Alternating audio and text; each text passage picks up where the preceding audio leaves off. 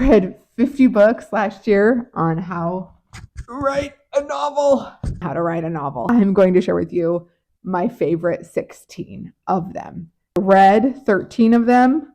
See these beasties? I listened to 37 audiobooks and I wrote notes on all of them. And I'm so excited to share with you my top 16 favorites for me. My husband, when I was telling him about this goal last year as my New Year's resolution to read the 50 books on craft books, I didn't know which ones to pick. And he said, why don't you just do 25? And I think the more adamant he was, the more adamant I became that it had to be 50. With no further ado, here are the top 16 that I felt like that were most helpful for me. A list in one spot of books that will really be worth your time as you begin this novel writing journey. Any of these can be helpful. 2 categories. The first category that I'm going to share with you are books that I loved and that I felt like were really helpful. Second category are going to be ones that blew my mind and changed my behavior and the way I think about novel writing and immediately changed my writing. It's in no particular order. The best I could do for you is divide it in those 2 categories. The first one is Save the Cat. If you're new to the scene of novel writing, new title for you, but if you're not, it's certainly a popular book that's been circulated around. There's a famous Save the Cat for screenplay. It's really always confused about the title, but the whole idea is that we all deeply care about the cat stuck up in the tree. So learning how to tell a story is not learning about how to save the cat from the tree. Number 2, Story Genius by Lisa Cron. I really like this book because she actually walks you through from brainstorming and character development of the writing process and the scene weaving of the writing process. Creating Character Arcs by M. Weiland. I didn't know that there was such thing as a positive, negative, or a flat arc until this book. Write Your Novel from the Middle by James Scott Bell. It's a pretty quick read, and I just really love his tenets about how important the midpoint is. Deep Work by Cal Newport. This one is probably a tricky one because it could probably be snuggled up or put into the category of self-help. A lot about time efficiency and being productive with your time. This whole premise of the book is making sure effective with his time and learning how to deep work is for writing. I found it very helpful. The Emotional Craft of Fiction by Donald Mass. I love this one. It talks so much about how to create characters that we really care about, how to engage people's sympathies and empathies immediately.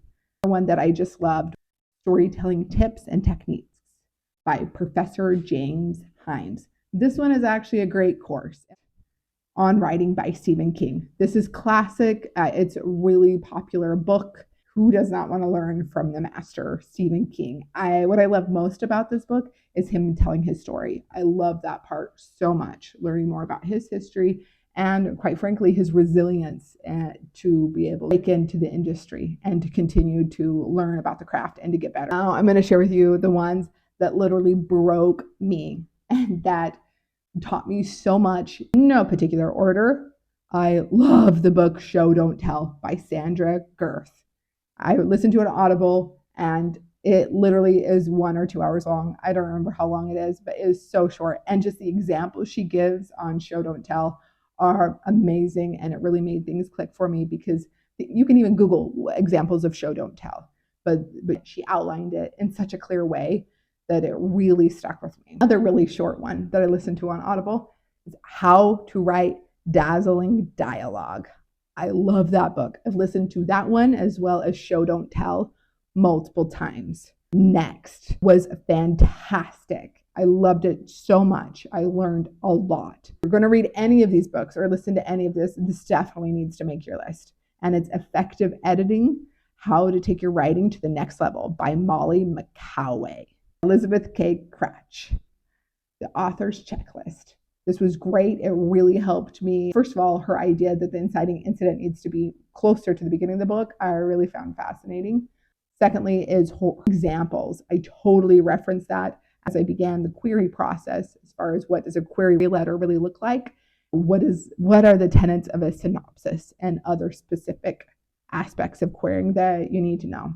Another one is Dictate Your Book by Monica Linnell. This one I got for free through Audible, and 3 books in one. This is the last one that was in that set, and it blew my mind. Time efficient dictation is, but you have to work at it. You just can't try it one time and think that's hard, or even try it for a week. You need to really work at it and try it, and then it really becomes a time-saving mechanism that really allows you to produce content at a much quicker rate. And I loved it. The Craft of Scene Writing by Jim Mercurio blew my world. I love this book so much. I'm going through it again right now.